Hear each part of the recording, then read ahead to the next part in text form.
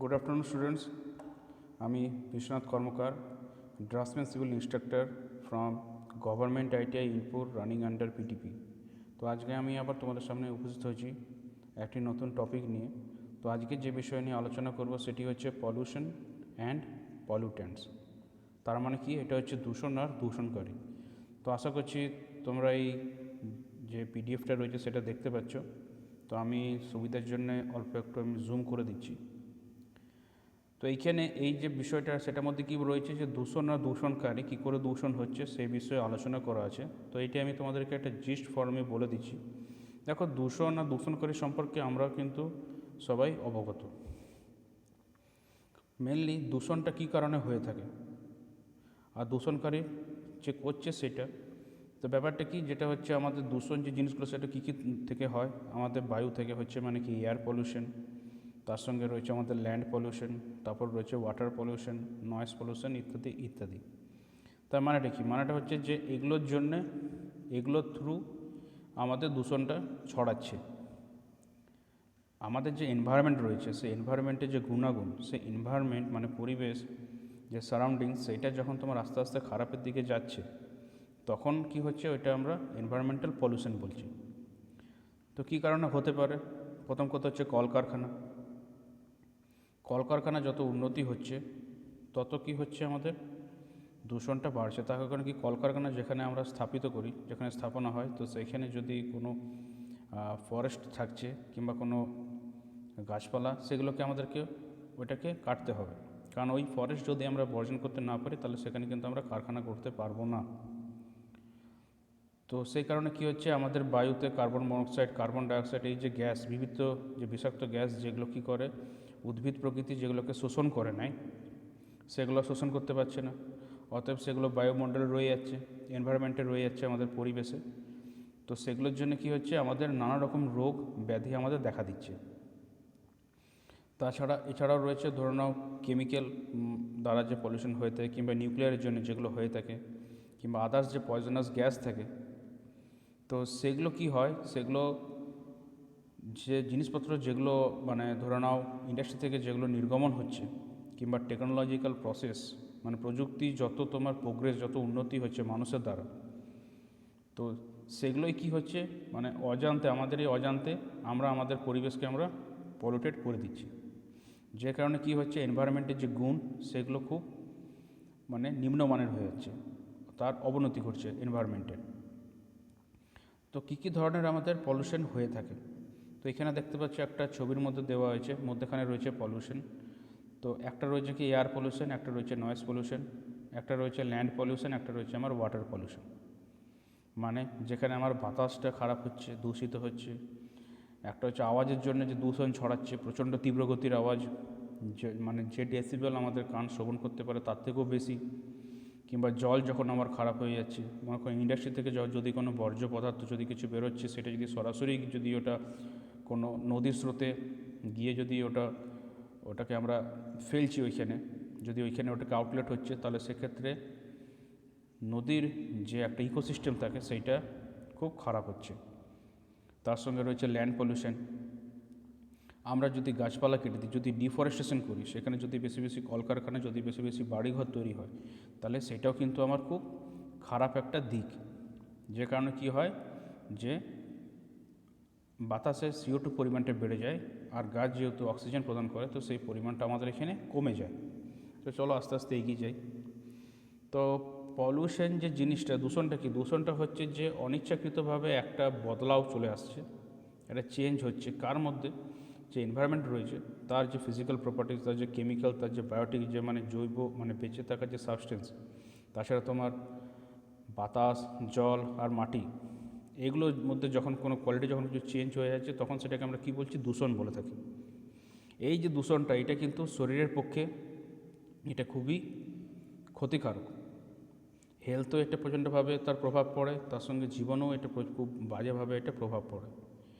এটার জন্য কি হয়, যে কোনো ডিরেক্ট কিংবা কোনো ইনডাইরেক্ট ম্যানারে আমরা আমাদের ওপরেই, আমাদের পরবর্তী জন্ম কিংবা যারা আমাদের থেকে বড় রয়েছেন, আমাদের নিজেদের জন্য একটা খুব বাজে একটা প্রভাব আমরা ছেড়ে দিয়ে যাচ্ছি পৃথিবীতে। যে কারণে মানুষ সবথেকে শ্রেষ্ঠ পৃথিবীর জীব, কিন্তু সেই জীব দ্বারাই এরকম কাজগুলো হচ্ছে, যে কারণে দূষণগুলো আমাদের এখানে প্রচণ্ড পরিমাণে ছড়াচ্ছে। তো এখানে টাইপস অফ পলিউশনের আরেকটা ছবি এখানে দেওয়া রয়েছে। মেন প্রধান যেটা আমরা পলিউশন বলতে বুঝি সেটা কি হচ্ছে air pollution, water pollution, noise pollution আর ল্যান্ড পলিউশন। তার সঙ্গে আরও কিছু পলিউশনের নাম রয়েছে, যেটা হচ্ছে কি লাইট পলিউশন, মানে প্রচণ্ড যেখানে হয়তো আমার আলো কম হলেও চলবে, কিন্তু সেখানে দেখা যাচ্ছে আলো হয়তো প্রচণ্ড পরিমাণে বেশি দেওয়া হচ্ছে, সেই সব জিনিসটা আলো লাইট পলিউশন। কিংবা থার্মাল মানে হিট যখন বেড়ে যাচ্ছে। আরটা কী রয়েছে রেডিও অ্যাক্টিভ। ঠিক এই রেডিও অ্যাক্টিভ জিনিসটা কীরকম, মানে হচ্ছে নিউক্লিয়ার পাওয়ার প্ল্যান্টে যে ইউরেনিয়াম যে প্লুটোনিয়াম নিয়ে যে কাজ হয়, যে মেটেরিয়ালস যে এলিমেন্ট নিয়ে কাজ হয়, সেই এলিমেন্টগুলোকে যখন ওগুলো কাজ হয়ে যায়, ওদের লাইফ ইয়ার যখন শেষ হয়ে যায়, হাফ লাইফ ইয়ার বা যত ওদের লাইফ ইয়ার বছর থাকছে, সেইটা শেষ হওয়ার পর ওই যে এলিমেন্ট মেটেরিয়ালটাকে সেটাকে যদি আমরা ঠিক মতন ডিসপোজ না করি, আর তখন অবধি যদি ওদের মধ্যে থেকে আলফা বিটা গামা এইসব রে যদি বেরোতে থাকে, তাহলে সেটা কিন্তু শরীরে খুব বাজেভাবে একটা এফেক্ট করে, তার সঙ্গে এনভায়রনমেন্টে খুব একটা বাজে প্রভাব পড়ে। তো মেনলি এখানে দেখো দু ধরনের পলিউশনের নাম রয়েছে। একটা রয়েছে ফিজিক্যাল পলিউশন। তো ফিজিক্যালের মধ্যে কি, যেটা হচ্ছে মানব জাতির কাজকর্মের কারণে যে ফিজিক্যাল মৌল যে ফিজিক্যাল এলিমেন্টগুলো সেটা যখন তার গুণাগুণ খারাপ হচ্ছে এনভায়রনমেন্টে, তখন সেটাকে ফিজিক্যাল পলিউশন বলা হচ্ছে। এর মেনলি 3টে সাব পার্ট থাকছে। একটা হচ্ছে কি এয়ার পলিউশন। তো এখানে দেখো যেটা বলেছে এয়ার পলিউশন, যেটা কী কারণে হয়ে থাকে, যখন আমাকে গ্যাস কিংবা কোনো ডাস্ট পার্টিকেল কিংবা কোনো ধোঁয়া কিংবা কোনো স্মোক কিংবা কোনো খুব বাজে গন্ধ সেটা যখন অ্যাটমসফিয়ারে যখন ছড়িয়ে যায়, যেটা হচ্ছে কি মানুষের পক্ষে এটা খুবই ক্ষতিকারক। ঠিক যেরকম আজ থেকে কয়েক মাস আগে যেরকম আমাদের অন্ধ্রপ্রদেশে যেরকম গ্যাস লিক করেছিল, সে কারণে শয়ে তোমার গবাদি পশু মানুষজন সব মারা গেছিলেন। ঠিক সেরকম ভোপালে যেরকম গ্যাস দুর্ঘটনা হয়েছিল, ঠিক সেই জিনিসটা যে বিষাক্ত যখন কোনো কিছু জিনিস যখন ছড়িয়ে যাচ্ছে বাতাসে, তাহলে সে কারণে ওটা উদ্ভিদ প্রাণী আর মানুষের সবার জন্য এটা খুবই ক্ষতিকারক। এই যে এয়ার পলিউশনটা হচ্ছে, সেইটা অনেক সময় মানুষের দ্বারা তো হয়, আবার অনেক সময় প্রকৃতির ন্যাচারাল অ্যাকশনের দ্বারাও হতে পারে। সেটা কীভাবে হতে পারে, ঠিক ধরে নাও, মনে করো হয়তো যেহেতু lightning, in case of lightning বিদ্যুতের কারণে দেখা গেলো কোনো জঙ্গলে হয়তো আগুন লাগলো, হয়তো ম্যান মেড কোনো ফায়ার নেই, কিন্তু ওই ক্ষেত্রে যদি আগুন লাগে, তাহলে সেক্ষেত্রে সেই আগুন যদি ঠিক মতন সময় যদি না নেভানো হয়, তাহলে জঙ্গলের পরে জঙ্গল কিন্তু জ্বলতে শুরু করে দেবে। এর কিছু উদাহরণ আমরা বিগত কয়েক মাসে পেয়েছি। তারপর হচ্ছে কি ভলকানিক এরাপশন, মানে কি আগ্নেয়গিরি, সে যখন নিজের ভেতর থেকে যখন সে লাভাকে যখন বার করে নিয়ে আসছে, তার সঙ্গে কি অনেক কিছু বিষাক্ত গ্যাস ওর সঙ্গে বেরোয়, সেইটা যখন বাতাসে মিশে যায়, তাহলে সেটা কিন্তু প্রচণ্ড খারাপ। এইসব জিনিসগুলো রয়েছে। তার সঙ্গে রয়েছে কি wind erosion, pollen dispersal, evaporation of organic compound আর ন্যাচারাল রেডিও অ্যাক্টিভিটি। এইবারে এই যে এয়ার পলিউশন হচ্ছে, এর মধ্যে হিউম্যান যে অ্যাক্টিভিটিটা কী কী ইনক্লুড রয়েছে। প্রথম কথা কি, যেটা হচ্ছে emissions from the industries and manufacturing activities. ঠিক যেরকম বললাম যে কারখানা, সেটা তো মানুষেরই দ্বারা বানানো। তো এই কারখানা মানুষ যখন এটা ম্যানুফ্যাকচার করছে, তো তারপরে যখন কারখানার প্রোডাকশন শুরু হয়, তখন কী হয়, ওখানে প্রচণ্ড পরিমাণে স্মোক বেরোতে থাকে, অনেক রকমের ফিউমস বেরোতে থাকে, কোনো অর্ডারলেস গ্যাসও নির্গমন হয়। তো এগুলোকে যদি ঠিক মতন মেনটেন না করে, যদি এগুলোকে ঠিক মতন ফিল্টারিং না হয়ে গ্যাসের সরাসরি যদি এটাকে চিমনির মাধ্যমে যদি এটাকে ছেড়ে দেওয়া হয় বাতাসে, পরিবেশে, তাহলে সেটা কিন্তু মানে ইনডাইরেক্টলি মানুষ তার নিজেরই স্বজাতি মানুষকেই সেই অসুবিধার মধ্যে ফেলছে, তার সঙ্গে জন্তু জানোয়ার, তার সঙ্গে উদ্ভিদ রয়েছেই, মানে গোটা পৃথিবী এর মধ্যে প্রবলেমে পড়ছে। কারণ অনেক হাই লেভেলের কার্বন মনোক্সাইড, অর্গানিক কম্পাউন্ড এইসব বেরোতে পারে, কেমিক্যালস এয়ারে ছড়াতে পারে। ঠিক যেরকম পেট্রোলিয়াম যে রিফাইনারি থাকে, এরা কী করে, প্রচণ্ড পরিমাণে হাইড্রোকার্বন বাতাসে ছড়িয়ে থাকে, তাদের ডিস্টিলেশন কারখানা থাকে, তাদের রিফাইনারি কারখানা থাকে। তো এগুলোকে যদি ঠিক মতন ফিল্টারিং না করা হয়, তাহলে কিন্তু এগুলো খুবই ক্ষতিকারক। তো এখানে একটা ছবি দিয়ে বোঝানো আছে যে অ্যাকচুয়ালি কারখানাতে কী পরিমাণ ধোঁয়া নির্গমন হয়। তো কারখানা যত বৃদ্ধি পাবে, সেই অনুপাতে যদি আমরা অ্যাফরেস্টেশন করতে পারি, তাহলে খুবই সুবিধা। কিন্তু শুধু যদি বলি যে আমরা ডিফরেস্টেশন করবো আর কারখানা বানাবো, তাহলে কিন্তু পৃথিবী কিন্তু আর বসবাসের জন্য যোগ্য থাকবে না। ঠিক এই কারণেই এখনকার দিনে যারা বৈজ্ঞানিক রয়েছে, যারা রিসার্চ, যারা সায়েন্টিস্ট, যারা স্পেসে যারা বিজ্ঞান নিয়ে আলোচনা চলছে, তারা কী করছে, তারা এখন অন্য গ্রহে কী করে মানুষকে বসবাস করানো যায়, এখন সেই নিয়ে তারা গবেষণা চালাচ্ছে, কারণ ওরা বুঝতে পারছেন যে পৃথিবীতে কিন্তু আর কয়েক বছর পর সেটা বসবাসের যোগ্য আর থাকবে না। এছাড়া কি রয়েছে আমার বার্নিং ফসিল ফুয়েল, কারণ এই যে জ্বালানির জন্য কি আমার ধরনের ডিজেল ইঞ্জিনের ট্রেন চলছে, 4 হুইলার 6 হুইলার কার ট্রাক বাস চলছে, কোনো জাহাজ শিপিং ভেসেল কিংবা কোনো এয়ারপ্লেন, এখানে কি করে প্রচণ্ড পরিমাণে আমার ফসিল ফুয়েল একবারে আমার পড়ে, কারণ যদি না এগুলো হয় তাহলে কিন্তু আমার ওগুলো একটাও আমি চালাতে পারবো না। তো এইখান থেকে কি হয়, খুব বিষাক্ত গ্যাস আমরা সরাসরি আমাদেরই অজান্তে আমরা বাতাসে ওটাকে দিয়ে থাকি, যেটা বলাকে এক্সহশন হচ্ছে। এটা যেরকম কি যে গাড়ির ধোঁয়া, ওখান থেকে কার্বন মনোক্সাইড কিংবা নাইট্রোজেন কিছু অক্সাইড কিংবা হাইড্রোকার্বন এইসব জিনিসগুলো বেরোতে পারে। তো এগুলো কি হয়, প্রচণ্ড পরিমাণে শ্বাসকষ্টের প্রবলেম হয়। তার সঙ্গে কি এইসব কিছু কিছু গ্যাস থাকে, সেগুলো যদি বাতাসে অনেক সময় কিছু এনভায়রনমেন্টাল কিছু গ্যাসের সঙ্গে এগুলো রিয়াকশন করে সেটাকে আবার টক্সিক গ্যাসে সেগুলো পরিণত হয়ে যায়। আবার অনেক ক্ষেত্রে কী হয়, দেখা যায় কিছু সময় যাতে অ্যাসিড বৃষ্টি হয় সেগুলোকে নেমে আসে, সেগুলো খুবই খারাপ জিনিস। তার সঙ্গে কী হচ্ছে, আমাদের হাউস হোল্ড আর কিছু ফার্মিং কেমিক্যাল থাকে আমাদেরও বাড়িতে, দেখবে এমন কিছু জিনিস থেকে থাকে যেগুলোকে হয়তো ইউজ হয়ে যাওয়ার পর সেগুলো হয়তো আমরা ডিসপোজ করে দিই কিংবা মাটির তলায় দিয়ে দিই কিংবা সেটাকে রিসাইকেল প্ল্যান্টে পাঠিয়ে দিই, কিংবা অনেকে কী করে সেটাকে মানে বার্ন করে দেয়, ওটাকে পুড়িয়ে দেয়। তো সেই সব জিনিস যদি এগুলো ঠিক মতন না করা হয় তাহলে কিন্তু ঘর থেকেও কিন্তু আমাদের পলিউশন আমরা চড়াতে পারি। ঠিক যেমন ধরুন প্লাস্টিক হচ্ছে একটা এমন একটি পদার্থ, সেইটিকে যদি ঠিক মতন আমরা ডিসপোজ করতে না পারি তাহলে ওটা কিন্তু অনেক বড় প্রবলেম দেখা দেবে। প্লাস্টিক যদি আমি পোড়াই, যদি গলায় প্লাস্টিককে, তাহলে ওতে কিন্তু খুব বিষাক্ত গ্যাস আমার বেরোয়। তার সঙ্গে ধরুন হচ্ছে ক্রপ ডাস্টিং, যখন আমার কোনো নতুন ধান উঠছে সেইটা যখন ধান ঝাড়াই হয়, তার যে ডাস্ট, ওই ডাস্টে যদি শরীরের ভেতরে যায় তাহলে কিন্তু অনেক বড় প্রবলেম হতে পারে। কিংবা কোনো ক্লিনিং প্রোডাক্ট কিংবা কোনো পেন্টিং কিছু জিনিস, সেগুলো যদি ঠিক মতন আমরা ডিসপোজ না করছি, দেখা গেলো পেন্ট একটু রয়েছে আমি তাও ফেলে দিলাম হয়তো না বুঝতে পেরে, সেই পেন্ট কী হবে, সেটা মাটিতে মিশবে, নিয়ে ওটা বিষাক্ত করে দেবে। তার সঙ্গে কিছু ইনসেকটিসাইড, কিছু পেস্টিসাইড, কিছু ফার্টিলাইজার, যেগুলো কী করে এয়ার পলিউশনও করছে, তার সঙ্গে কী করে আমার ল্যান্ড পলিউশনও ওগুলো অনেক খারাপ প্রভাব ফেলে। তো এইভাবে কি অনেক রকম কিছু কেমিক্যাল যেগুলো আমাদের বাড়িতে থাকছে বা অফিসে থাকছে, সেই জন্য কিন্তু অসুবিধা আমাদের হয়ে থাকে। দেখা যায় যদি মনে করো ঘরে এরকম কিছু কেমিক্যালস রয়েছে যেটা হয়তো ওপেন আছে, ঠিক মতন কভার করা নেই, আর দেখা যাচ্ছে সেখানে যদি ঠিক মতন ভেন্টিলেশন না থাকে, তাহলে সেক্ষেত্রে ওই মানুষের বাড়ির যারা বসবাসকারী তাদের কিন্তু শ্বাসকষ্ট আসতে পারে।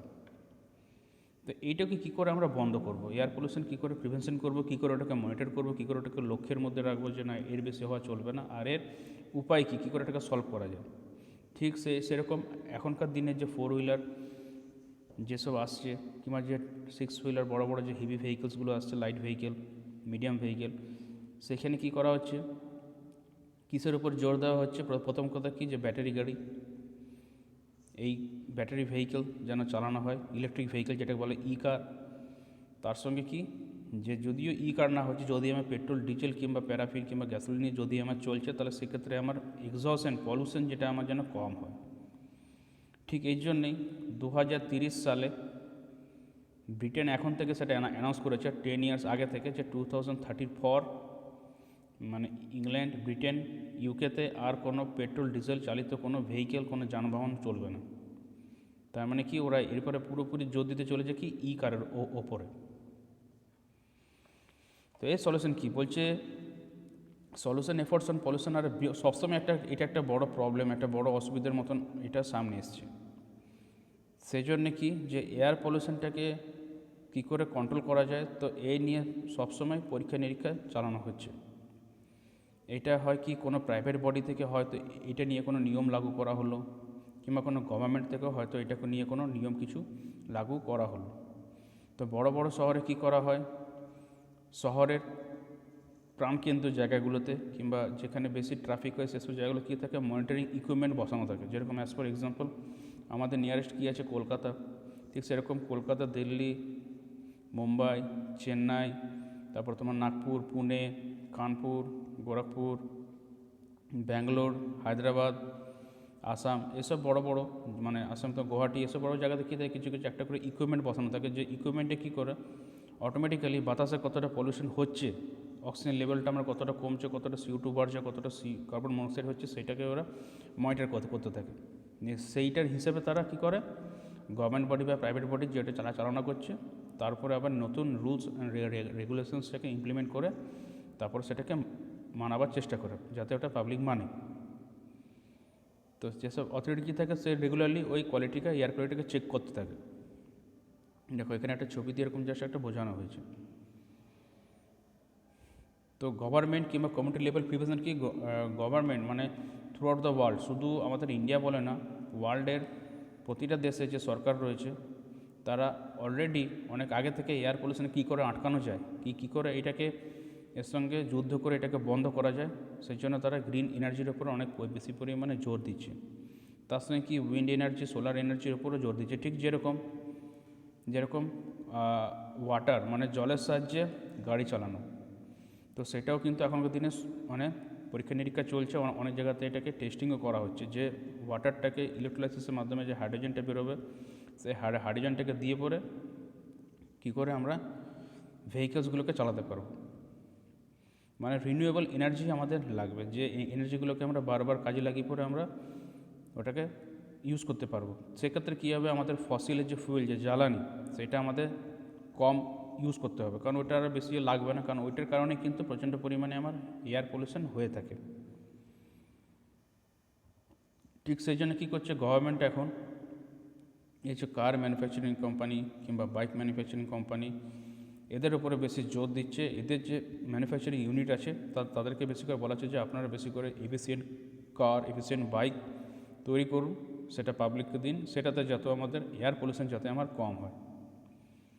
তাছাড়া কি ইন্ডিভিজুয়াল লেভেল প্রিভেনশন মানে কি নিজে কী করে এটাকে প্রিভেন্ট করা যায়, সেটার জন্য কী আছে যতটা সম্ভব চেষ্টা করাকে দরকার যে নিজের ঘরের বাইক কিংবা 4 হুইলার 2 হুইলার বা 4 হুইলার ব্যবহার না করে যাতে বেশি করে বাস, ট্রেন কিংবা পাবলিক কমিউট যাতে ব্যবহার করা হয়। তাতে কী হবে, আমার একই সময়ে আমার রাস্তার উপরে আমার শুধুমাত্র বাস কিংবা ট্রেন দেখা দেবে, সেখানে পাবলিক ভেহিকেল থাকবে না, তাহলে কী হবে, আমার পলিউশনটা কমবে। তার সঙ্গে কি জল, আলো, তার সঙ্গে ফায়ারউড, কেটল বটলার এগুলোকে ব্যবহার করতে বলছে বুদ্ধিমানভাবে, যাতে এনার্জি যাতে আমরা বাঁচাতে পারি। কারণ কি এই যে ইলেকট্রিসিটি জেনারেট করতে গেলে আমার প্রচুর পরিমাণে ফসিল ফুয়েল জ্বালানি আমার ব্যয় হয়, তো সেই ব্যয়টা যাতে কমানো যায় সেই জন্য ওগুলোকে ভালোভাবে বুদ্ধিমান করে ব্যবহার করলে কী হবে, আমার অটোমেটিক্যালি এইদিকে আমার যে ইলেকট্রিসিটি উৎপাদনের যে জ্বালানি যে ব্যয়টা হয় সেটা আমার কম হবে। তার সঙ্গে কি একটা কোনো বস্তুকে সেটাকে মানে যে বস্তুটা আমার রিসাইকেল বা রিইউজ করা দরকার সেটাকে চেষ্টা করব কি যে বেশিভাবে রিসাইকেল বা রিইউজ যেন হয়ে থাকে। এটাতে কী হবে, তাহলে আমার নতুন জিনিস যে তৈরি করব সেটার উপর আমার নির্ভরটা কম থাকবে, সেটা আমার জিনিসটা কমে যাবে, যে না পুরনো জিনিস যখন রিসাইকেল ইউজ হচ্ছে তাহলে আমার নতুন জিনিসের বেশি আমি বানাচ্ছি না, ওগুলোকে চালু করা হচ্ছে আবার। এই ক্ষেত্রে কী হয়, কারণ এই পুরনো জিনিস যদি বেশিবার রিসাইকেল করা তাহলে নতুন জিনিস বানাতে গেলে আমার যে পলিউশনটা হবে, কারণ ম্যানুফ্যাকচারিং ইন্ডাস্ট্রি যে পলিউশনটা করবে সেইটা তখন আর সে করতে পারবে না, কারণ সে পুরনো জিনিসগুলোই তখন মানুষজন ব্যবহার করছে। এরপরে কী আসছে আমার ওয়াটার পলিউশন। তো ওয়াটার পলিউশন মানে কি, সিম্পল কথা, এখানে একটা ছবি দেওয়া আছে যে খুব সাধারণ ব্যাপার, যে জল যখন আমার দূষিত হয়ে যাচ্ছে জল, তখন সেটা কী বলছি আমরা ওয়াটার পলিউশন বলে থাকছি। তো জল আমরা কোথায় দূষিত হচ্ছে, প্রথম কথা হচ্ছে আমরা যে ঘরে জলটা আমাদের আসে যেটা আমরা পান করি, তো সেটা যদি দূষণ হয় তাহলে সেটা শরীরের পক্ষে খারাপ। কিন্তু সে জলটা আসছে কোথা থেকে, সে জলটা নিশ্চয়ই কোনো একটা তার সোর্স রয়েছে, একটা যেখান থেকে জলটা আমরা পাচ্ছি আমি, তার উৎপত্তিস্থল সেটা কোথায় হতে পারে, কোনো হ্রদ মানে লেক বা কোনো রিভার নদী বা কোনো সাগর ওশেন্স কিংবা কোনো অ্যাকুইফায়ার কিংবা মাটির তলার যে জল সাব লেভেল যে ওয়াটার কিংবা কোনো গ্রাউন্ড ওয়াটার। তো এইগুলোকে যদি আমরা ঠিক মতন বাঁচাতে পারি, সেভ করতে পারি, তাহলে আমরা যে জলটা পাবো সেটা আমরা লেস পলিউটেড পাবো।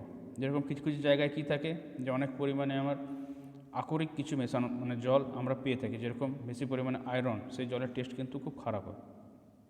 ইভেন কি সেই জল যদি আমরা শরীরের মধ্যে চলে যায় পানীয় হিসেবে, তাহলে কিন্তু শরীরে অনেক রকম রোগ দেখা দেয়। এটা শুধু আমাদের জন্য না, এটা হিউম্যান, অ্যানিম্যাল, ইভেন কি আমাদের লেক বা রিভার বা ওশেনের যে ওয়াটার লাইফ যে ইকোসিস্টেম আছে সেটার জন্য এটা খুবই কিন্তু ক্ষতিকারক, প্রচণ্ড রকম এটা। তো কী কারণে এটা হচ্ছে?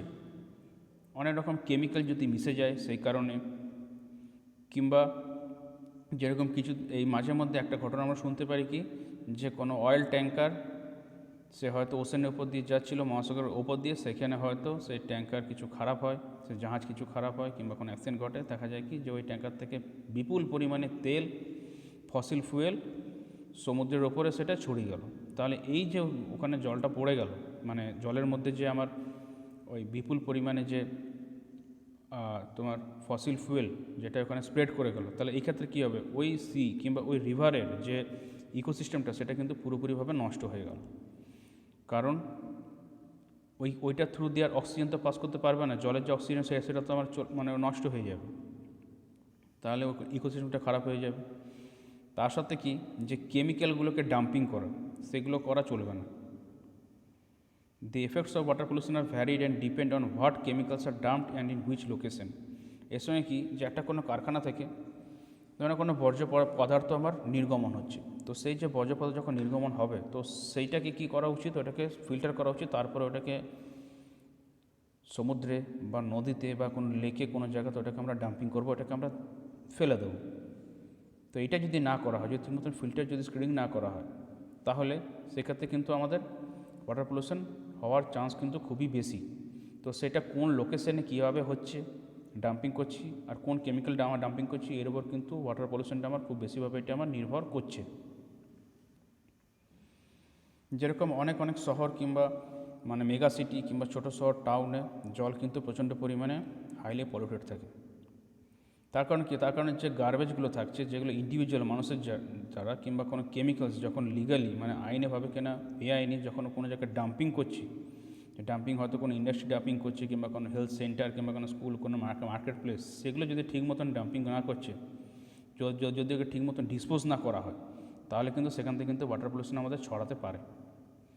তো কী কী এর ফলাফল আসতে পারে? প্রথম কথা কি, যে অ্যাকোয়াটিক যে ওয়াটার অ্যানিম্যাল তাদের প্রাণহানি, তারা মারা যাবে, মাছ মারা যাবে, তার সঙ্গে আরও অনেক কিছু যে মানে জলের যে প্রাণী সবারই ডেথ হয়ে যাবে।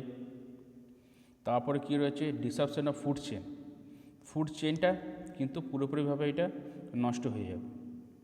ঠিক যেরকম কি, যে মানে একটার সঙ্গে একটা ফুড চেন কী থাকে, সেটা পরপর লিঙ্ক হয়ে আমার থাকে। কীরকম লিঙ্ক হয়ে থাকে, যেরকম মানে ছোটো ছোটো যে উদ্ভিদগুলো থাকে জলের, সেই উদ্ভিদটা কী করছে, সেই উদ্ভিদগুলোর মধ্যে যে মিনারেলস ভিটামিন সেগুলোকে কে খাচ্ছে, মাছে খাচ্ছে। সেই মাছ হয়তো কোনো কিংফিশার, কোনো হয়তো পাখি, সে হয়তো এটাকে নিল, সেটা খেলো, তাহলে ওই মাছ যদি মারা যায়, তাহলে সেই জিনিসটা ওই পাখির মধ্যে পৌঁছলো না। কিংবা কোনো মানুষ সে যদি কোনো ফিশ খাচ্ছে, তাহলে ওর মধ্যে যেটুকু থাকা দরকার সেটা পাচ্ছে না, কারণ অলরেডি ওটা আমার ডেড করে গেছে। তাহলে কি, এইভাবে যে ফুড চেনগুলো থাকে, প্রাকৃতিক যে ফুড চেন, কারণ কি একটার উপর কিন্তু একটা জিনিস কিন্তু নির্ভর করে থাকছে, তাহলে সেটা কী হচ্ছে, সেটা আমার ভেঙে যাচ্ছে। তো এইভাবে কিন্তু ফুড চেনটা কিন্তু খুবই এটা মানে একদম নিচের লেভেল যদি খারাপ হয়ে থাকে, কিন্তু আপার লেভেলে গিয়ে পরে কিন্তু এটা পুরোপুরি মানে ভেঙে যাচ্ছে। তো সেই কারণে ওইখানেও আপার লেভেলের ক্ষেত্রেও কিন্তু সেই মানে নিচের ওয়াটার লেভেলের পলিউশনটা কিন্তু ওইখানে অবধি কিন্তু আমার গিয়ে পরে ওটা তবে শেষ হচ্ছে। এরপরে কি, বিভিন্ন রকমের ডিজিজ রোগ হতে পারে, যেরকম ডার্মা মানে স্কিনের রোগ হতে পারে যদি দূষিত জল যদি আমরা পান করে থাকি, ঠিক আছে। তার সঙ্গে কি, যেরকম মেবি এটা খুবই কমন জিনিস, যেটা হচ্ছে কলেরা, যেটা হচ্ছে জলবাহিত রোগ থেকে বেশি ছড়ায়, যেটা হচ্ছে কলেরা আউটব্রেক, মহামারী হওয়ার চান্স থাকতে পারে। তো দূষিত জল, সেই জলকে যদি ঠিক মতন ট্রিটমেন্ট না করা হয়, তাহলে কিন্তু এই প্রবলেমগুলো আসতে পারে।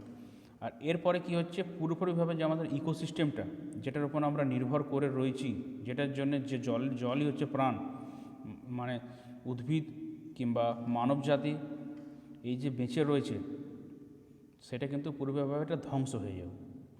এখানে একটা ছবি দেওয়া আছে, সেই ছবিতে কি দেখানো হচ্ছে, যে কারখানার যে বর্জ্য পদার্থ কিংবা শহরের যে কিংবা গ্রামের যে জল, বর্জ্য যে জলটা যে নিষ্কাশন, সেই নিষ্কাশন আমরা কি করছি, সরাসরি একটা পরিষ্কার জলে আমরা ফেলে দিচ্ছি। এটা কিন্তু খুবই এটা খারাপ জিনিস, এটা কিন্তু করা কিন্তু এটা উচিত নয়। এটা কিন্তু মানে আমাদের বলতে পারো কেয়ারলেস ব্যাপারের জন্য কিন্তু এগুলো অনেক ক্ষেত্রে এটা হয়ে থাকে। আবার অনেক সময় কি হয়, দেখা যাচ্ছে কি যে হয়তো কোনো ওয়াটার ট্রিটমেন্ট প্ল্যান্ট রয়েছে, সে ওয়াটার ট্রিটমেন্ট প্ল্যান্ট হয়তো ওইখানে যে টপ লেভেলের যে রয়েছে এমডি বা সিইও, তারা হয়তো চাইছে যে না এই ওয়াটারটা কিন্তু সরাসরিভাবে যদি আমরা পরিবেশে দিয়ে দিই তাহলে কিন্তু খুবই খারাপ, অথবা এটাকে আমরা ফিল্টারিং বা স্ক্রিনিং করবো। কিন্তু দেখা যাচ্ছে কি যে ওইটা করতে গেলে ইকোনমিক্যালি যতটা ব্যয় হবে ততটা কিন্তু ফিনান্স হয়তো স্ট্রং সে কোম্পানি নয়, সে কী করলো ওইটা না করে পুরোপুরি দিয়ে দিলে চলে, তাহলে সেক্ষেত্রে ওটা খারাপ হয়ে গেল। তো কী করে আমরা এটাকে আটকাবো?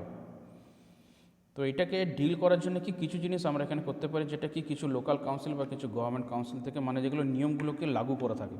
কী কী নিয়ম যেগুলো আমরা সবাই জানি, সেটা এখানে আরেকবার দেওয়া রয়েছে কি কোনো রাবিশকে যত্রতত্র যেখানে সেখানে ফেলা উচিত নয়, কোনো নোংরা জিনিস। সবসময় ওয়েস্ট বিন যেটা থাকে ডাস্টবিন সেখানে ফেলা উচিত। জল বুদ্ধিমানভাবে করে ব্যবহার করা উচিত, কখনও জলকে খুলে দিয়ে পরে চলে যাওয়া উচিত নয়, কারণ আমাদের পৃথিবীতে 3 ভাগ জল কিন্তু 1 ভাগ স্থল, কিন্তু 3 ভাগ জলই কিন্তু খাবার উপযোগী নয়। তাহলে যেটুকু জল খেয়ে মানুষ বেঁচে রয়েছে, উদ্ভিদ প্রাণী মানবজাতি যে বেঁচে রয়েছে সেটা কিন্তু খুবই কম, অতএব জল কিন্তু খুবই কম খরচা করা উচিত। সরাসরিভাবে কোনো রাসায়নিক কোনো তেল কোনো পেন্ট কোনো ওষুধ কিছু কোনো ড্রেন কিংবা কোনো টয়লেটে ডিসপোজ করা উচিত নয়, কিংবা কোনো নদীতে কিংবা কোনো পুকুরে, সেক্ষেত্রে কিন্তু ইকোসিস্টেমটা পুরোপুরি খারাপ হয়ে যায়। কোনো লিকুইড সেটা যখন আমরা ব্যবহার করছি, ঠিক আছে, তো এরকম লিকুইড আমরা ব্যবহার করব যেটা সাহায্যে হোম কিংবা পাবলিক প্লেস যখন পরিষ্কার করব সেগুলো যেন এনভায়রনমেন্টালি সেফ ক্লিন লিকুইড হয়, সেই লিকুইডটা যেন জলের সঙ্গে মিশে গেলে সেই জল যাতে আমার খারাপ না হয়ে থাকে মানে বেশি হয়ে যায়। তার সঙ্গে কি যে গার্ডেনে বা ফার্মে যে কেমিক্যাল বা পেস্টিসাইডস দিচ্ছি, তো সেটা লক্ষ্য রাখতে হবে কি যে সেটা যেন মানে একটা লিমিটের মধ্যে ব্যবহার করা দরকার। কারণ কি, কারণ গার্ডেনে ফার্মে কী হয়, আমরা ওখানে জল দিই, তাহলে এবার ওই কেমিক্যাল পেস্টিসাইডটা কী করবে জলের সঙ্গে মিশবে। এবার যদি বেশি জল দিয়ে থাকে তাহলে কি সেই জলটা বয়ে বয়ে বেরোবে, নিয়ে তারপরে ওটা গিয়ে পড়ে কোনো ড্রেন থ্রু ওটা আমার রিভারে কিংবা লিখে গিয়ে পড়বে। তাহলে আমার এরকমই ব্যবহার করা উচিত যে যেটুকু দেবো সেইটা যাতে আমার গাছের জন্য কিংবা মাটির জন্য লাগছে, তার বেশিটা যেন সেটা জল দিয়ে যেন বেরোতে আমার না পারে। তার সঙ্গে কি যদি যেরকম এখানে যে ব্যাপারটা বলা রয়েছে যে if you live close to a water body try to plant lots of trees and flowers around your home. বলছে কি নিজের ঘরের চারপাশে যত বেশি পারো ওইভাবে গাছ লাগাও আর ফুল লাগাও। তাতে কি হচ্ছে, তাহলে যখন বৃষ্টিপাত হবে তাহলে ঘর থেকে যে বর্জ্য পদার্থগুলো বেরোয় সেগুলো কিন্তু ইজিলিভাবে কিন্তু আমার ড্রেন ওয়াটারে কিন্তু মিশতে পারে না। ঠিক সেরকম বড় বড় শহরে কী করা থাকে, ড্রেনের জন্য যে পাইপ করা থাকে ওইখানে একটা বৃষ্টিপাতের যে জল হয় যেটা স্টর্ম ওয়াটার হয় তার জন্য কিন্তু একটা আলাদা পাইপ করা থাকে, আর বর্জ্য পদার্থের জন্য কিন্তু আলাদা পাইপ করা থাকে। কারণ কি, কারণ বৃষ্টির যে জলটা পড়ছে তাহলে সেটা তো খারাপ জল নয়, কিন্তু আমাদের চারপাশে যদি খারাপ হয়ে থাকে তাহলে ওই জলটা কিন্তু আমরা খারাপ করে দিচ্ছি। যেরকম এখানে ঘাস যে গ্রাস যদি একটা কোনো জায়গায় বেশি করে থাকে তাহলে সেখানে যদি খুব বেশি বৃষ্টিপাত হয় তাহলে কিন্তু ঘাসে কিন্তু অনেকটা জল তোমার আটকে দেয় ওই মাটিটাতে। হ্যাঁ, এবারে কোনো কোনো জায়গায় যদি ল্যান্ডস্লাইড হয় তাহলে সেটা আলাদা বিষয়, কিন্তু ওই জন্য বলা যায় কি যে বেশি পরিমাণে গাছের ফুল লাগাতে বলা হয়েছে। এবার কি বলছে ল্যান্ড পলিউশন। তো ল্যান্ড পলিউশন যেখানে একটা ছবি আমার দেওয়া রয়েছে যেখানে কি আমার জমিটাকে আমরা পুরোপুরি দূষণ করে ফেলছি, মানে পুরো ধ্বংস করছি। সেটা হয়তো আমাদের জানা জেনে ডিরেক্টলি করছি কিংবা আমরা অজান্তি করছি, হয়তো মানব জাতীয় সেটা অ্যাক্টিভিটির কারণে, কিংবা আমার যে ল্যান্ড জমিটাকে হয়তো আমরা সেটা খারাপভাবে ব্যবহার করছি। তো এই জিনিসটাকে কী বলা হচ্ছে, ল্যান্ড পলিউশন। এরপরে কি রয়েছে আমার সোশ্যাল পলিউশন। তো সোশ্যাল পলিউশন বলতে এখানে একটা ছবি দেওয়া আছে, এই ছবিটার মাধ্যমে আশা করি তোমরা বুঝতে পারছো এটাকে দেখানো হচ্ছে কি পপুলেশন। বলছে accumulated happenings of crisis that having a country effect on the social expect is called the social pollution. তো এটা কী কীর উপর হচ্ছে, প্রথম কথা কি পপুলেশন প্রচণ্ড পরিমাণে বেড়ে যাওয়া, তার সঙ্গে কি সামাজিক যে পিছন দিক যেটা বলে সোশ্যাল ব্যাকওয়ার্ডনেস, যে পিছনে পড়ে থাকা সামাজিকভাবে, তার সঙ্গে কি ইকোনমিকে পলিউশন মানে কি পভার্টি মানে গরিব। তো এইটার কারণে কি এই তিনটে জিনিস যখন এক জায়গায় হয়ে যাচ্ছে সোশ্যাল অ্যাসপেক্টের ক্ষেত্রে তখন কি হয়, একটাকে পলিউশন যেটাকে বলা হয় সোশ্যাল পলিউশন। যেরকম কি পপুলেশন যদি খুব বেশি বেড়ে যায়, যেরকম ভারতে 130 কোটি এখন পেরিয়ে গেছে, তাহলে এত বেশি পলিউশন, সেখানে কি এত মানুষ তাদের বসবাস করার জন্য জায়গা লাগবে, তাহলে সে যেখানে থাকবে, যেখানে বাড়ি বানাবে, তাহলে সেখানে গাছপালা থাকছে না, কাজ করার জন্য কলকারখানা তৈরি হচ্ছে। তাহলে কি হচ্ছে, আস্তে আস্তে আমার যে বেঁচে থাকার যে উপাদানগুলো সেগুলো আমি শেষ করতে করতে যাচ্ছি। যেটুকু পানীয় জলের দরকার সেটুকু জল, অল্প একটু জল, সেটা ভাগ হয়ে যাচ্ছে অনেকজনের মাধ্যমে, তাহলে জলটাও আমি কম পাচ্ছি। এই জিনিসটা, তো এই জিনিসটা এগুলো এখানে বোঝানো হয়েছে। তার সঙ্গে কি এখনও এরকম কিছু জায়গা রয়েছে যেখানে সামাজিকভাবে এখনও সেই জায়গাগুলো এখনও উন্নত নয়, তারা হয়তো এই জিনিসগুলো জানে না যে কী করে জিনিস আমরাকে সেভ করবো, কী করে বাঁচাবো। তাদের কাছে হয়তো সেরকম কোনো শিক্ষাই এখনও অবধি গিয়ে পড়ে পৌঁছয়নি, যে শিক্ষাটার মাধ্যমে তারা নিজেদেরকে ঠিকভাবে রাখতে পারে বা বোঝাতে পারে, কিংবা কী করে প্রকৃতিকে বাঁচাবো সেই জিনিসটা। তার সঙ্গে রয়েছে একটা জিনিস কী রয়েছে, গরিব, যেটা হচ্ছে ইকোনমিক পলিউশন। তো এবারে যেটা আসছে সেটা হচ্ছে পলিউট্যান্ট, যে কী মানে দূষণকারী, যেটা যে বস্তুটা যেটার কারণে আমাদের পরিবেশটা খারাপ হচ্ছে, এটা কি হতে পারে। এটা একটা কোনো সলিডও হতে পারে, বা কোনো একটা লিকুইডও হতে পারে, কিংবা কোনো একটা গ্যাসের কোনটা সাবস্টেন্সও হতে পারে, যে তার উপস্থিতির কারণে, কিংবা সেটা যদি বেশিভাবে উপস্থিত থাকছে পরিবেশে, তো সেই কারণে কি হচ্ছে, মানব জাতি কিংবা উদ্ভিদ বা প্রাণী জাতি কী হচ্ছে, বেঁচে থাকার জন্য এটা খুবই ক্ষতিকারক। তো এখানে কিছু পলিউটেন্টের ছবি দেওয়া রয়েছে, সে আগের জিনিসের মতনই। তো এগুলো কি, যে হচ্ছে ব্যবহার করার পর সেই জিনিসগুলোকে ঠিক মতন ডিসপোজ না করে, ফিল্টারিং না করে, সেটাকে যখন আমরা বর্জ্য পদার্থ বা বেঁচে থাকা জিনিস, সেটাকে যখন আমরা ফেলে দিচ্ছি, সেটাই হয়েছে আমার পলিউটেন্ট। যার কারণে কি ল্যান্ড পলিউশন হচ্ছে, ওয়াটার পলিউশন হচ্ছে, ওয়াটার কিংবা রিভার কি হচ্ছে, এই যে জিনিসগুলো পলিউটেড জিনিসগুলো, সেটা কি হচ্ছে, শহর বা গ্রাম বা ছোটো টাউন থেকে যে পলিউটেড যে জিনিসগুলো বেরিয়ে আসছে, তার সঙ্গে সিওয়েজের মাধ্যমে বেরিয়ে আসছে, ওটা বেরিয়েছে পরে সরাসরি ওটা কোথায় তার প্রভাবটা পড়ছে, এনভায়রনমেন্টে পড়ছে। যার কারণে কী হচ্ছে, আমার এয়ার পলিউশন হচ্ছে বা ওয়াটার পলিউশন হচ্ছে। কী পলিউটেন্ট তার এখানে নাম কিছু দেওয়া রয়েছে, যেরকম কী বলছে, কালেক্টেড সাবস্টেন্সের মধ্যে কী থাকছে, ডাস্ট মানে ধুলো, স্মোক মানে ধোঁয়া বা টার, গ্যাসের মধ্যে কী রয়েছে, carbon dioxide, nitrogen and sulphur dioxide, তার সঙ্গে কী থাকে, একটা কার্বন মনোক্সাইড। তারপর কী রয়েছে, সলিড ওয়েস্ট, যেগুলো আমরা কি ব্যবহার করলাম, করার পরে সরাসরি আমরা ফেলে দিলাম, কিন্তু এমন জায়গায় ফেললাম, যদি আমরা ওটাকে ডাস্টবিনে বা রিসাইকেল বিনে ফেলি, তাহলে ওখান থেকে গিয়ে পরে হয়তো সেটাকে বিনে গিয়ে পরে আমরা মানে রিসাইক্লিং করে ওটাকে আবার হয়তো ভালোভাবে কাজে লাগানো যেতে পারে। কিন্তু অনেক সময় কী করা হয়, হয়তো ডাস্টবিন থাকে না বা ওয়েস্টবিন থাকে না, কিংবা কোনো জায়গাতে ফেলে দেওয়া হলো, তাহলে সেটা খারাপ জিনিস। তার সঙ্গে রেডিওঅ্যাক্টিভ সাবস্টেন্স। তারপর কী রয়েছে, নয়েজ, মানে কোনো ভেহিকেলের এক্সেসিভ নয়েজ, হয়তো কোনো এক্সস্ট সিস্টেম লাগিয়েছে যেটার হয়তো খুব বিকট আওয়াজ, কিংবা হয়তো হর্ন যেটা লাগিয়েছে, হর্নে খুব বিকট আওয়াজ, কিংবা হয়তো কোনো জায়গায় কোনো প্রোগ্রাম চলছে, সেখানে হয়তো খুব জোরে মানে তারস্বরে মাইক বাজানো হচ্ছে, তো এগুলো খারাপ জিনিস। তার সঙ্গে কিছু কেমিক্যালস থাকছে, যেমন বেনজিন কিংবা কোনো অ্যাসিড, কোনো ক্ষতিকারক কোনো অ্যাসিড, কিংবা ইথার, কিংবা কোনো মেটাল বা ফ্লোরাইড, এইসব জিনিস। তার সঙ্গে কিছু এগ্রিকালচার কিছু কেমিক্যাল সাবস্টেন্স। তো এগুলো হচ্ছে মেন কি আমাদের পলিউটেন্টের মধ্যে এগুলো আমার পড়ছে, কোনো ফটোকেমিক্যাল অক্সাইড। তো এখানে একটা ছবির মাধ্যমে জিনিস বোঝানো হচ্ছে, আমি যেভাবে জুম করছি একটু, যেটা দেখো কী রয়েছে এখানে, যেটা প্রাকৃতির মধ্যে আমার কী থাকছে, যে লাইটনিং হচ্ছে, এক্সেসিভ আলো, যে কারণে প্রবলেম হয়। তার সঙ্গে কী রয়েছে, ওর যে আঘাত, যে ইলেকট্রিসিটি যেটা নিয়ে আসে লাইটিংয়ের জন্য, সেটা যদি কোনো জায়গায় পড়ে, সেক্ষেত্রে কী হয়, কোনো গাছের উপর পড়লে সে গাছটা পুরো নষ্ট করে দেয়। এগুলো প্রাকৃতিক। ভলকানো, এটাও প্রাকৃতিক জিনিস, ঠিক আছে। কিন্তু বাদবাকি জিনিসগুলো কি, যেমন ধরুন সিটি, শহর থেকে যেটা বেরোচ্ছে, গাড়ি, কলকারখানা, সেখান থেকে যে ধোঁয়া নির্গমন হচ্ছে, এইসব জিনিসগুলো কি সরাসরি আমরা কোথায় এগুলোকে নির্গমন করছি, বাতাসে।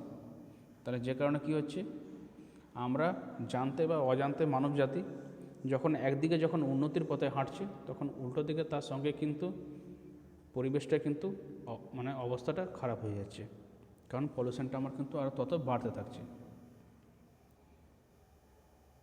এটা পলিউটেন্টকে মেনলি 3টে ভাগে ভাগ করা হয়ে থাকে। একটা হচ্ছে কি সলিড সাবস্টেন্স কিংবা ম্যাটার, একটা হচ্ছে লিকুইড, একটা হচ্ছে গ্যাস। এবারে যদি প্রকৃতি হিসাবে ধরি, তাহলে পলিউটেন্টটা দুভাগে ভাগ হয়ে থাকে, একটা হচ্ছে নন ডিগ্রেডেবল, একটা হচ্ছে বায়োডিগ্রেডেবল। নন ডিগ্রেডেবল কোনটা, সেটা হচ্ছে যে সেই সব দূষণকারী জিনিস যেগুলোকে আমরা ছোটো, সিম্পলার, খুব সাধারণ কিংবা হার্মলেস সাবস্টেন্সটা ওটাকে আমরা ভাঙতে পারি না। যেরকম কি DDT, plastic, polythene bag, insecticide, pesticide, mercury, arsenic, তারপর কোনো অ্যালুমিনিয়ামের ক্যান, কোনো ফাইবার, কোনো গ্লাস অবজেক্ট, এগুলো কি হয়, এগুলো সব নন ডিগ্রেডেবল পলিউটেন্টের মধ্যে এগুলো পড়ছে। কারণ এগুলোকে কি আমরা মানে কেমিক্যাল, রাসায়নিকভাবে কিংবা অন্য কোনোভাবে ফিজিক্যালিভাবে আমরা এটাকে হার্মলেস সাবস্টেন্সে এগুলোকে আমরা ট্রান্সফার করতে পারি না, বা এগুলোকে আমরা ব্রোক করতে পারি না, মানে এগুলোকে ভাঙতে পারি না। তো এখানে যেরকম দেখো কিছু একটা টেবিল দেওয়া রয়েছে যে কার্বন মনোক্সাইড, এটার কারণে কি হতে পারে, হিউম্যান হেলথে খুব বড় প্রভাব পড়ে। কীরকম, মাথা ব্যথা কিংবা প্রচণ্ড গরম হিটের জন্য স্ট্রেস। তারপরে কি লেড, সীসা, এটার কারণে কী হতে পারে, মানসিক বা শারীরিক কোনো প্রবলেম। যদি ওয়াটার পলিউশনের সুয়েজ থেকে যে পলিউটেন্ট, মানে সুয়েজ পাইপ যেখান থেকে বর্জ্য জিনিসগুলো আমাদের বয়ে যায়, সেটার কারণে কী হতে পারে, জন্ডিস বা কলেরা বা টাইফয়েড। মিথাইল মার্কারি, সেটা কি করে, সরাসরিভাবে নার্ভ সিস্টেমকে এফেক্ট করে। তার সঙ্গে কি মানে লিপস আর টাং কোনো সেভাবে কাজ করবে না, ডেডনেস হয়ে যায়। জলের মধ্যে যদি খুব পরিমাণে এক্সেস নাইট্রেট থাকে, সে কারণে কি ব্লু বডি সিনড্রোম, মানে গোটা শরীরটা নিচে নিচে ভাব পড়ার চান্স থাকে। তারপর কি রয়েছে রেডিও অ্যাক্টিভ পলিউশন, যার কারণে কি হতে পারে, ক্যান্সার হওয়ার চান্স বেশি, লাং ক্যান্সার বা কিংবা স্কিন বা ব্রেস্ট ক্যান্সার। সেই জন্য রেডিও অ্যাক্টিভ কারখানাতে ধরানো, অ্যাজ ফর এক্সাম্পল বার্ক, ভাবা অ্যাটমিক রিসার্চ সেন্টার কিংবা আরও যেসব জায়গাগুলো রয়েছে, সেসব জায়গাতে কিন্তু যারা এখানে কর্মচারী যারা কিন্তু খুবই সেফটি নিয়ে পরে, পুরো প্রপারলি মানে পিপি কিট পরে, পার্সোনাল প্রোটেক্টিভ ইকুইপমেন্টকে নিয়ে তারপর তারা কাজবাজ করে। ঠিক যেরকম আজ থেকে অনেক বছর আগে এরকমই একটা ঘটনা ঘটেছিল চার্নোবিলে একটা রেডিও অ্যাক্টিভ যে প্ল্যান্ট ছিল, সেখানে বিস্ফোরণ ঘটে। বিস্ফোরণ ঘটার পর ওই যে গোটা শহরটা ছিল, সে শহরে কিন্তু আজ অবধি কেউ বসবাস ওইখানে করতে পারেনি। আর ওখানে সরকার থেকে ওটাকে বারণ করে দেওয়া হয়েছে যে ওই জায়গাটা যেন আর কেউ না যায়, কারণ এখনও কিন্তু ওই জায়গাটা বসবাসের উপযুক্ত হয়ে ওঠেনি। চার্নোবিল রেডিও অ্যাক্টিভ কারখানাতে যে বিস্ফোরণ ঘটেছিল। আর এইসব জিনিসগুলোতে কী হয়, জিনে চেঞ্জ হয়ে যায়। ঠিক যেরকম জাপানে যখন নিউক্লিয়ার ব্লাস্ট হয়েছিল হিরোশিমা নাগাসাকিতে, তারপর থেকে অনেক বছর কেটে গেছে, প্রায় 70 ইয়ার্স, কিন্তু অনেক প্রজন্ম এসছে, কিন্তু ওই যে সময় বোম পড়েছিল, সেই সময় ওই ঘাত থেকে যারা যারা বাঁচতে পেরেছিলেন তাদের মধ্যে তো পলিউশনটা রয়ে গেছে, কিন্তু সেই পলিউশনটা পড়ার পর জিনে কিন্তু ওই যে প্রবলেমটা সেটা কিন্তু চলে আসছে। ওই জন্য কী বলা হচ্ছে, জিনেটিক ডিসঅর্ডার। তারপর রয়েছে নয়েজ পলিউশন, যদি প্রচুর পরিমাণে যদি বাসের হর্ন কিংবা গাড়ির যদি হর্ন বাজানো কিংবা যদি মাইক বাজে কিংবা যদি কোনো জায়গায় ভিড়ে যদি খুব বেশি নয়েজ হয়, তাহলে কিন্তু প্রচণ্ড শরীরের উপর কিন্তু চাপ পড়ে, স্ট্রেস রিলেটেড ডিজিজ হয়ে থাকে। তার সঙ্গে কী রয়েছে ওজোন পলিউশন, এই যে কার্বন মনোক্সাইড গ্যাস বলো কিংবা কোনো সিএফসি কোনো গ্যাস, কার্বোফ্লুরোকার্বন, যেটা ক্লোরোফ্লুরোকার্বন, তো যেগুলো আমাদের এসি থেকে যে গ্যাসগুলো বেরিয়ে থাকে, নির্গমন হয়, রেফ্রিজারেন্ট যে গ্যাস, তো সেগুলো কি হয়, সেগুলো যখন অ্যাটমসফিয়ারে যখন ওগুলো মুক্ত হয়ে যায়, তখন সরাসরি কী করে কোথায় আঘাত করে, ওজোন লেয়ারে। সে কারণে কী হয়, ওজোন কী করে, পৃথিবীকে বাঁচিয়ে রেখেছে সূর্যের থেকে, সূর্যের ক্ষতিকারক রশ্মি থেকে। তো ওজোন লেয়ারে যদি ফাটল দেখা দেয়, তাহলে ওই রশ্মিগুলো সরাসরি এসে পরে কোথায় পড়বে, পৃথিবীতে। তো মানব দেহের উপরে যদি কী এফেক্ট করে, ক্যাটারাক্ট হওয়ার চান্স থাকে, স্কিনের কোনো ডিজিজ হওয়ার যেগুলো চান্স থাকে। এরপরে কী আসছে, বায়োডিগ্রেডেবল।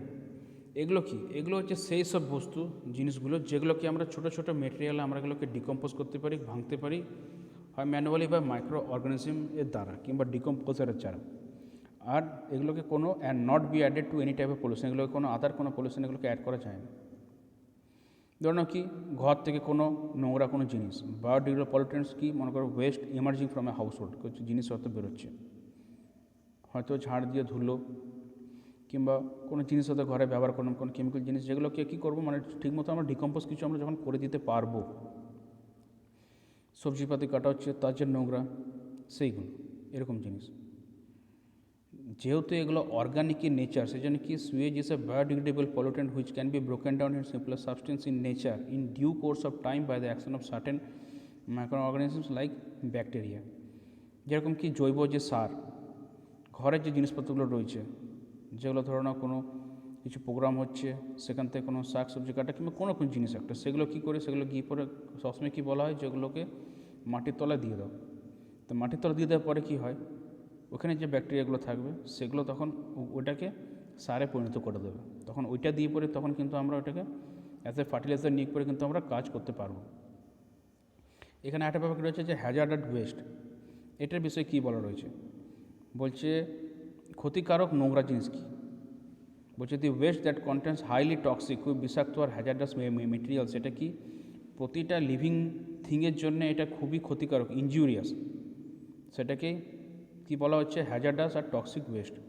তো কী কী জিনিস হতে পারে, কেমিক্যাল সোর্স, ওয়ার্কশপের mechanical source, leather industry, paper industry কিংবা কোনো কনস্ট্রাকশন কিংবা কোনো মেটাল ইন্ডাস্ট্রি। তো কী কী কেমিক্যালের জন্য কী কী হতে পারে, অ্যাসিড কিংবা সলভেন্ট বা বেস। ওয়ার্কশপ মেকানিক্যাল ক্ষেত্রে কোনো মেটালিক কোনো পেন্ট কিংবা অ্যাসিড যে ব্যাটারি থাকে তার যে লেডটা সেইটা।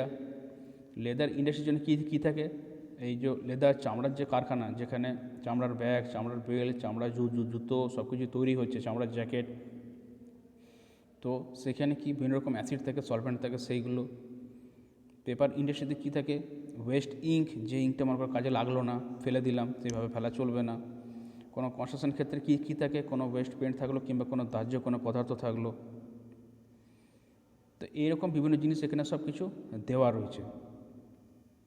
মেটাল ইন্ডাস্ট্রিকে দেখি পেন্ট ওয়েস্ট, স্লাজ, এসব। ইলেকট্রনিক ইন্ডাস্ট্রিকে যেরকম ইলেকট্রনিক্স যে ইন্ডাস্ট্রি, সেখানে কী মনে করো সার্কিট বোর্ড তৈরি হয়, টিভি প্যানেল বলো, কম্পিউটারে বলো। তো এইসব জিনিসগুলো যেগুলো কাজে লাগছে না কিংবা যেগুলো আমার ফেলে দেবো, তো সেগুলো যদি আমি এরকম যদি ফেলে দিই কোনো ডাম্পিং এরিয়াতে, তাহলে তার মধ্যে এরকম কিছু জিনিসপত্র থাকে যেটা কিন্তু খুবই ক্ষতিকারক সার্কিট বোর্ডের মধ্যে, সেগুলোকে সেইভাবে ফেলা চলবে না। তারপরে হচ্ছে নিউক্লিয়ার পাওয়ার প্ল্যান্ট। তো এখানে একটা ছবি দেওয়া রয়েছে যে কোথাতে কী কী জিনিস মেনলি আসতে পারে, যেরকম ন্যাচারালি আর স্টেশনারি কিংবা কোনো কারখানাতে কী কী আসতে পারে কিংবা কোনো গাড়িতে কী কী হতে পারে, যে carbon monoxide, carbon dioxide, sulphur dioxide, nitrous oxide, nitrogen dioxide, এগুলো সাসপেন্ডেড পার্টিকেল হাইড্রোকার্বন, যেগুলো কি খুবই হালকা, এগুলো বাতাসে মিশে যায়, ঘুরতে থাকে।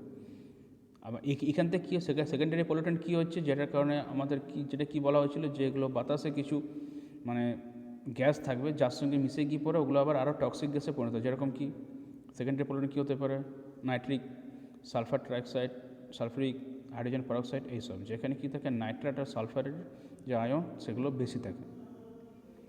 এখানে কী রয়েছে হ্যাজার্ডাস ওয়েস্ট ম্যানেজমেন্ট, কী কী করা দরকার, বলছে ওয়েস্ট জেনারেশন, যেটা হচ্ছে ওয়েস্ট যেখান থেকে বেশি উৎপত্তি সেটাকে কমিয়ে দাও, টক্সিক মেটেরিয়ালটা এখানে কমিয়ে দাও যেন বেশি ব্যবহার করা না হয়। তার সঙ্গে যে ইন্ডাস্ট্রি থাকে সেখানে যেন মানে ওয়েস্ট প্রোডাকশন যেন কমানো হয়, যেন এটাকে এলিমিনেট করা হয়, সেটার উপর বেশি ধ্যান দেওয়া দরকার। তারপরে সলভেন্ট, অ্যাসিড, এগুলোকে যেন মিনিমাইজ করা যায়, এগুলোকে যেন বেশিরভাগ রিসাইকেল করা হয়, যেন বারবার সেগুলোকে আমরা ব্যবহার করতে পারি। সলভেন্ট, অ্যাসিড যেন বারবার রিউজ করতে পারি। এবার কী করে আমরা হ্যান্ডলিং করব, তো বলছে হ্যাজার্ডাস যে ওয়েস্ট যেগুলো থাকে সেগুলোকে যে ঠিক মতন যদি আমরা হ্যান্ডেল করতে হয়, তো তার কিছু একটা প্রসেস দিয়েছে। বলছে the safest method to avoid hazardous problem is two cut down production of West in the source itself.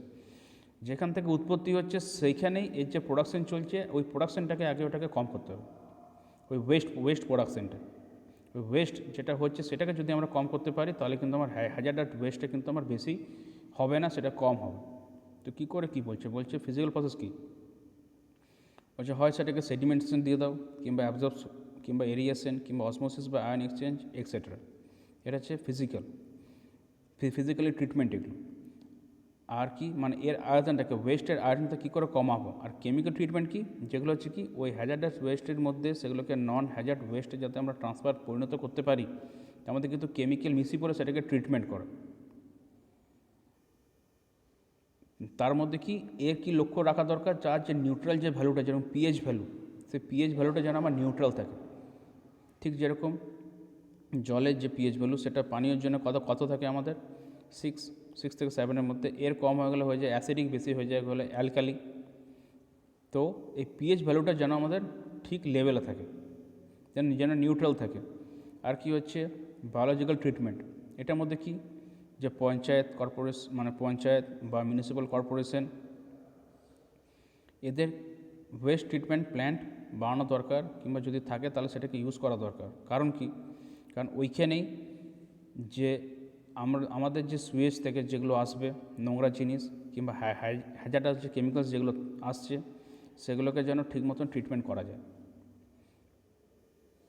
তারপরে হচ্ছে কি ওয়েস্ট ইনসিনারেশন, এটা কি বলছে, এই প্রসেসটা কখন সুটেবল, যখন বলছে ওয়েস্ট যেটা থাকে সেটা যখন কমপ্লিট যদি আমার ডিকম্পোজিশন না হচ্ছে, তখন কি হচ্ছে, তখন কমপ্লিট ডিসকাশন এটাকে করা হচ্ছে কি, তখন ওটাকে কম্বাসন মানে ওটাকে জ্বালানো হচ্ছে। বলছে this process is suitable if the waste is not subjected to complete decomposition and the waste is combusted for complete destruction, মানে পুরোভাবে যখন ডিকম্পোজ করতে পারছি না তখন ওটাকে আমরা জ্বালিয়ে দিচ্ছি, কিন্তু সেটারও কিন্তু সুপারভাইজ করা অবশ্যই দরকার। এরপর হচ্ছে অফসাইড ডিসপোজাল, সেটা কি থার্মাল যে প্রসেস থাকে, বলছে the residue from the thermal processes or the untreated sludge have to be disposed of in an environment so that the soil and the underground water do not contaminate. তার মানে কি, এনভায়রনমেন্টে আমরা যখন ওটাকে রেসিডিউটাকে যখন আমরা দিয়ে দিচ্ছি, মানে ওটার হার কোনো কাজ নেই। যেরকম as for example thermal power plant যে থাকে, সে থার্মাল পাওয়ার প্ল্যান্টে কী হয়, ওইখানে আমরা যে জ্বালানি হিসেবে ব্যবহার করা কি এখন কী করা, কয়লা, কোল, কোক। তো ওইটা ব্যবহার করার পর ওর যে ছাইটা হয় যেটাকে বলে ফ্লাই অ্যাশ, সেটা খুবই হালকা। তো ফ্লাই অ্যাশটাকে যখন ডিসপোজাল করা হয় তখন সেটাকে এমনভাবে ডিসপোজাল করা হয় যে সেইটা যেন মানে মাটি কিংবা গ্রাউন্ড ওয়াটারকে যেন ওটাকে দূষিত করতে যেন না পারে।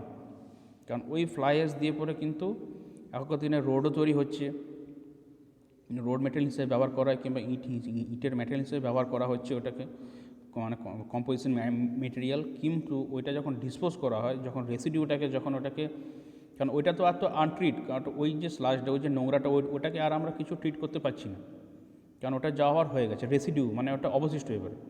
সেটাকে যখন আমরা ডিসপোজ করবো তখন খুব ধ্যান দিয়ে করতে হবে। এরপরে কী হচ্ছে ইনডোর এয়ার পলিউশন।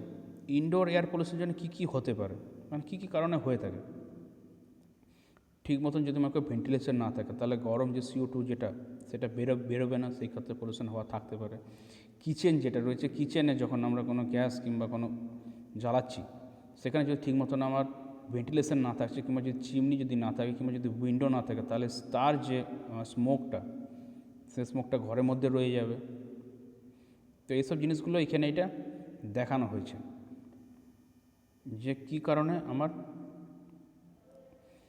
প্রবলেম হতে পারে। যেরকম বেডরুমে ঠিক মতন ভেন্টিলেশন থাকা দরকার, কিচেনেও, লিভিং রুমে, বাথরুম, আউটডোর যে এয়ারটা বেরোবে সেইটা, এগুলো যদি ঠিকঠাক আমার না থাকছে তাহলে কিন্তু প্রবলেম আমার হওয়ার চান্স বেশি। যেরকম বার্নিশ, যে কাঠে যে বার্নিশ করা হয়, বার্নিশিং, সে বার্নিশিং ইউজ করার পর সেটাকে যদি ঠিকমতো আমরা কভার করে না রাখি, তাহলে ওখান থেকে এক ধরনের গ্যাস নির্গমন হয়, যেটা কিন্তু স্বাস্থ্যের পক্ষে খুবই ক্ষতিকারক। তো এখানে কি ইনডোর এনভায়রনমেন্টে যে কারণগুলো দিয়েছে কজ অফ দ্য পলিউশন, তো যে কারণে কি হয়, ঘরের মধ্যে ঘরের যে এনভায়রনমেন্ট, ইনডোর এনভায়রনমেন্ট যে খারাপ হয় তার কারণটা কিছু দেওয়া হয়েছে। এখানে কী কী দেওয়া রয়েছে বলছে কি, যেরকম কিছু সাবস্টেন্স যেরকম মাইকা বা প্লাইউড বা কিছু বার্নিশ কেমিক্যাল সাবস্টেন্স, সেগুলো কিন্তু খুবই ক্ষতিকারক। তার সাথে কি তোমার কনস্ট্রাকশন যে মেটেরিয়াল যেরকম চুন, সিমেন্ট, আয়রন, কংক্রিট এক্সেট্রা, এগুলো ঠিক মতন যদি এগুলোকে না রাখা হয়ে থাকে। তারপরে কি থাকছে, বার্নিশ কোনো পেইন্ট যেরকম দেওয়া হচ্ছে ফেভিকল, এগুলো কি ফার্নিচার ব্যবহার করতে আমরা লাগাতে ইউজ করছি, কিন্তু এগুলো কিন্তু সত্যিকারে খুবই পয়জনাস ইনডোর এনভায়রনমেন্টের জন্য। অতএব যখন এগুলো ব্যবহার করা হয়, ব্যবহার হয়ে যাওয়ার পরেই ঠিক মতন এটাকে আগে সরিয়ে রাখতে হয়। যদি এটাকে উন্মুক্ত করে রাখা হয় তাহলে কিন্তু ঘরের ভেতরে যে এনভায়রনমেন্টটা সেটা কিন্তু খারাপ হতে শুরু করে। তার সঙ্গে আমার পলিথিন, প্লাস্টিক তো আমার রয়েছেই। তারপরে মনে করে জলের মধ্যে যদি বেশি পরিমাণে ক্লোরিন থাকে, ঠিক আছে, সেটা আমরা যখন জল পান করি সেটা আমরা বুঝতে পারি, যদি বেশি পরিমাণে ক্লোরিন থাকে সেটা যদি বয়েল করা হয়, হয়তো বয়েলিং ওয়াটার লাগবে কোনো কাজে, তো সে কী করবে, বয়েলিং যখন হবে তখন ক্লোরিনটা বাতাসে ছেড়ে দেবে অটোমেটিক্যালি কেমিক্যাল রিয়াকশানের জন্য, আর সেই ক্লোরিনটা তখন ইনডোর এনভায়রনমেন্টটাকে প্রচণ্ড পরিমাণে খারাপ করবে। তো এইসব জিনিসগুলো আমাদের এখানে সব দেওয়া রয়েছে। আচ্ছা, এরপরে কি আসছে, একটা খুব ইম্পর্টেন্ট লাইনটা এখানে লেখা রয়েছে, এটা কি বলছে today science has given many things of comfort and luxury two human beings. এখনকার দিনে বিজ্ঞান এত উন্নত হয়েছে যে মানব জাতি এটার সাহায্যে কি এত উন্নতি হয়েছে কি যে প্রচণ্ড পরিমাণে আরাম আর লাক্সারি কিন্তু লাইফ লিড করে, কিন্তু তার পেছনে স্বাস্থ্যের প্রতি কিন্তু খুবই একটা ব্যাড এফেক্ট কিন্তু সেটা আসতে থাকে। এইটাই খুব খারাপ, এইটাকে লক্ষ্য রাখতে হবে যে ব্যাড এফেক্ট যেন না হয়। তো এখানে কি বলছে যে ইনডোর এনভায়রনমেন্ট কী করে সেফ রাখা যায় তার একটা সাজেশন, জাস্ট এটা কয়েকটা পয়েন্ট আউট করে দেওয়া রয়েছে। এটা কি যে ঘর যখন বানানো হয় তখন এটা মাইন্ডে রাখতে হবে যে ঘর যেন স্পেসিয়াস, যেন অনেক বড় হয়, তার মধ্যে যেন আলো বাতাস যেন প্রবেশ করতে পারে, আর যেন ভেন্টিলেশন যেন ঠিক মতন থাকে। মিথানল যদি কোনো জায়গায় ব্যবহার হচ্ছে তাহলে সেটা যেন গুড কোয়ালিটি হয়। হাউস কনস্ট্রাকশন করার সময় কেমিক্যাল কম্পোজিশন যতটা ব্যবহার না করা যায় ততটাই ভালো। সিনথেটিক কোনো মেটেরিয়াল, কোনো নন বায়োডিগ্রেডেবল মেটেরিয়ালকে এড়িয়ে চলাই ভালো। কিচেন বাথরুম যেন স্পেশালিভাবে যেন খুব ভালো খোলামেলা যেন ওপেন থাকে। ঘর থেকে যে নোংরা জিনিসটা বেরোচ্ছে সেটা ঠিক মতন যেন আমার ইউটিলাইজ হয়, নোংরা জিনিস যেন কোনো জায়গায় পড়ে না থাকে, সেটা যদি যে ড্রেন পাইপে দিয়ে যদি বার করছি তাহলে যেন ঠিক মতন যেন ওটা করা থাকে তার লাইনিংটা। ঠিক এই কারণেই মিউনিসিপ্যাল যে কর্পোরেশন থাকে তাদের কী করা থাকে, সব লাইনিং করা থাকে সিওয়েজ। আর যেগুলো থাকে না, পঞ্চায়েত বলো কিংবা অন্য এরিয়া বলো, সেখানে কী করা থাকে, শোকপিট আর সেফটি ট্যাঙ্কটা ঠিকভাবে আগে বানাতে হয়, কারণ ওইখানে অনেক বেশি প্রবলেম, প্রচণ্ড পরিমাণে ওখান থেকে ফাউল গ্যাস বেরোয়। সুয়েজটাকে ওপেন কোনো জায়গাতে ফেলে উচিত নয়, আবার গ্রাউন্ড ওয়াটারে সরাসরি এটাকে দেওয়াও কিন্তু উচিত নয়, যে কুঁয়ো কুড়ে পরে সরাসরি গ্রাউন্ড ওয়াটারে দিলাম তাহলে কিন্তু গ্রাউন্ড ওয়াটারটা প্রচুর পরিমাণে খারাপ হয়ে যাবে। ইলেকট্রিক অ্যাপ্লায়েন্সেস ঠিক মতন করে ব্যবহার করা দরকার, তার রুলস রেগুলেশনস মেনে। যদি কোনো জ্বালানি ব্যবহার করছি সেটাকে ঠিক মতন ব্যবহার করা দরকার, যতটা সম্ভব ব্যবহার না করাই ভালো, ততটা আরও ভালো, আরও মঙ্গল। কোনো এক্সক্রিটিং প্রোডাক্টটাকে ঠিক মতন ডিসপোজ করা, যত বেশি সম্ভব সোলার এনার্জিকে ব্যবহার করো। ওই জন্যে এখনকার সময় কী হচ্ছে, গভর্নমেন্ট বেশি প্রেসার দিচ্ছে কি যে সোলার এনার্জি, সোলার প্যানেল বেশিভাবে ইউজ করো। তারপর কি রয়েছে, কোনো ইলাস্টিক কোনো সাবস্টেন্স, ঠিক আছে, সেটাকে ঘরের মধ্যে ইনস্টল না করাই বেশি উচিত, খুবই ভালো জিনিস। এক্সেসিভ যেন ব্রাইটনেস, যেন দরকার যেখানে নেই তাও ওখানে ব্রাইটনেস দিচ্ছি সেটাকে এড়িয়ে চলা উচিত। ঘরের মধ্যে টেলিভিশন, টেপ রেকর্ডার, স্টেরিও যাই বাজবে সেটাকে যেন হাই ভলিউমে না বাজানোই ভালো, তাতে নয়েজ পলিউশন হবে। এসি, কুলার, হিটার এগুলো ঘরের মধ্যে বেশি ব্যবহার করা না ভালো। ঘরকে যেন সবসময় ডাস্ট মুক্ত করা থাকে, যেন should be well clean properly, যাতে ডাস্টকে আমরা এড়িয়ে চলতে পারি।